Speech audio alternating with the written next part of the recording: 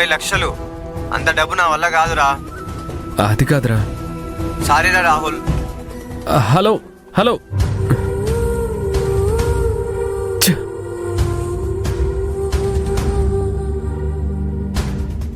రాహుల్ బాబు, అత్తయ్య గురించి ఆలోచిస్తూ బాధపడుతున్నారా? బాధపడటం తప్ప ఇంకేం చేయలేకపోతున్నాను. ప్రతి ప్రశ్నకి కాలం సమాధానం చెప్తుంది రాహుల్ బాబు.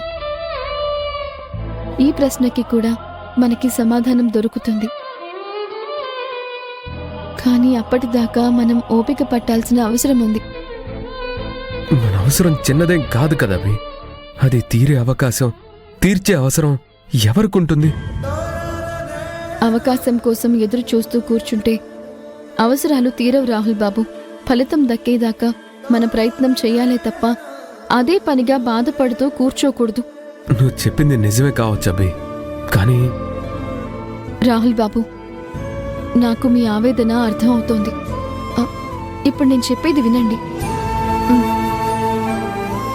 మధ్యాహ్నం అత్తయ్యకి అలా జరిగిన దగ్గర నుంచి అత్తయ్య పడుకునే ఉన్నారు. ఏమీ తినకుండా అలానే ఉన్నారు. కనీసం ఈ టిఫిన్ అయినా తీసుకువెళ్ళి అత్తయ్య గారికి ఇవ్వండి.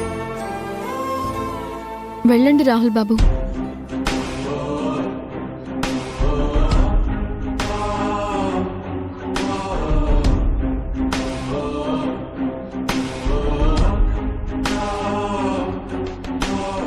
అమ్మా అమ్మా. రాహుల్,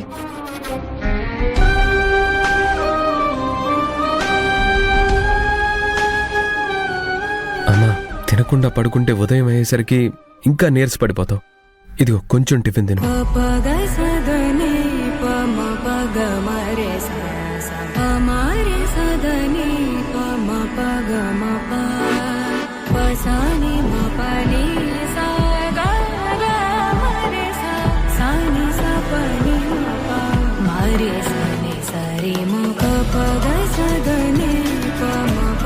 ఇంత జరిగినా నాకొక్క మాట కూడా చెప్పలేదేంటమ్మా?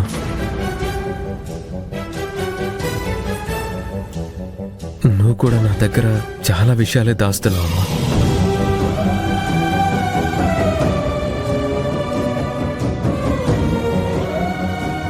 మనం ఉన్న ఈ పరిస్థితిలో,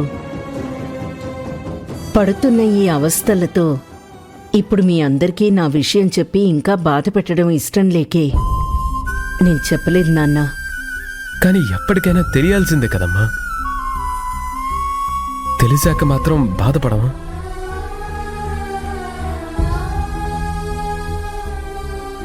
సరే, ఇప్పుడు అవే మనసులో పెట్టుకోకమ్మా. నేనున్నానుగా, నేను చూసుకుంటాను. ఏదైనా ఎలాగైనా ఏదో ఒకటి చేసైనా సరే నిన్ను కాపాడుకుంటాను.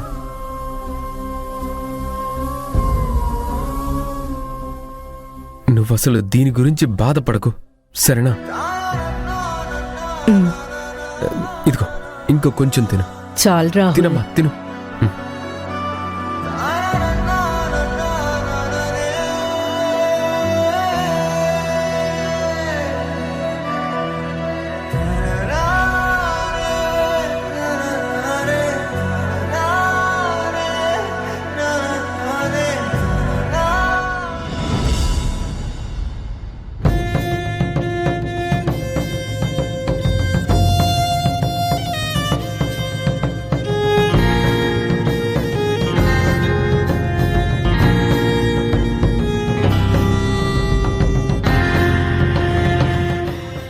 అమ్మకెందుకిలా అయింది?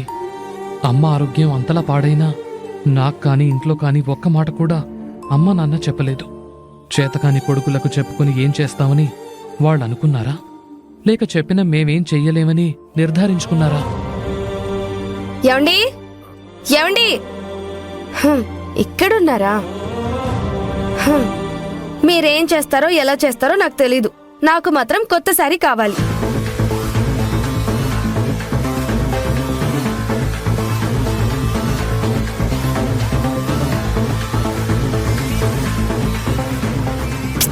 మిమ్మల్నినండి.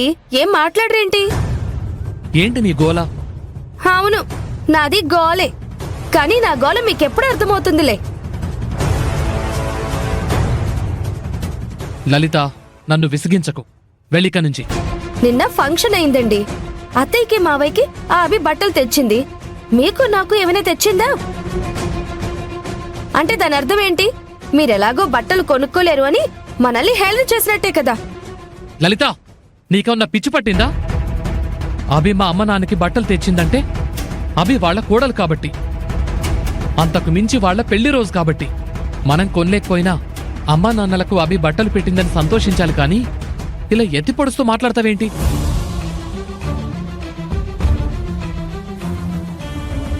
అవును మరి. మీరేమో నాకు చీరలు నగులు తెచ్చిపెట్టేస్తూ ఉంటే అవి సరిపోక వాళ్ళు వీళ్ళు కొనడం లేదని ఓ తెగ బాధపడిపోతున్నాను. మన కూతురు ఒక ఐస్ క్రీం అడిగినా కొనలేరు, ఒక బొమ్మ అడిగినా కొనలేరు. ఇక భార్య అడిగితే ఏం కొంటారులే. అయినా కనీసం ఇలాంటి చిన్న చిన్న కోరికలు కూడా తీర్చలేరా మీరు? లలిత, నీకేమన్నా పిచ్చి పట్టిందా? నోటికి ఎంతొస్తే అది వాగుతూనే ఉన్నా? ఇంట్లో పరిస్థితులు నీకు అర్థమవుతున్నాయా? అమ్మకు ఆరోగ్యం అస్సలు బాలేదు. ట్రీట్మెంట్ కోసం ఏం చేయాలని నేను ఆలోచిస్తూ ఉంటే ఆ చిల్లి గవ్వలేకపోయినా చార్మినార్ కట్టి బహుమతిగా ఇస్తాను అన్నట్టు అత్తయ్యకి ఒంట్లో బాలేదు నిజమే. మీరేమైనా ట్రీట్మెంట్ చేయించగలరా? కనీసం హాస్పిటల్ కి తీసుకెళ్లడానికి దారి ఛార్జీలు కూడా లేవు జేబులో. మళ్ళీ ట్రీట్మెంట్ ఎలా చేయించాలా అని ఆలోచించేస్తున్నారంట. వినేవాళ్లుంటే చెవిలో పువ్వులు పెట్టడానికి రెడీగా ఉంటారు. ఇలాంటి బ్రతుకు బ్రతకడం మీకెలా ఉందా కానీ నాకైతే ఈ బ్రతుకు బరువుగా ఉంది. లలిత,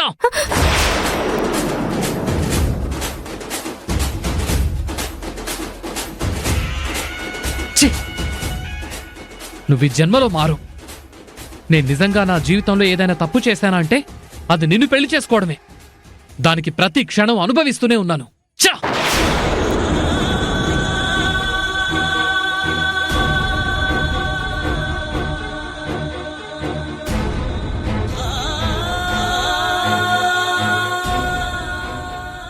అంతేలే, ఇంకేం చేయగలరు? చీర కొనమంటే కొనడానికి దిక్కు లేదు గాని కొట్టడానికి మాత్రం చెయ్యలేస్తుంది. మిమ్మల్ని కట్టుకున్నందుకు నా జీవితం ఏమైనా పూల పాన్పు మీద నిద్రలా హాయిగా ఉందనుకుంటున్నారా? ముళ్ల పాన్పు మీద కునుకులా నిమిషం నిమిషం గుచ్చుకుంటూనే ఉంది. ఛ!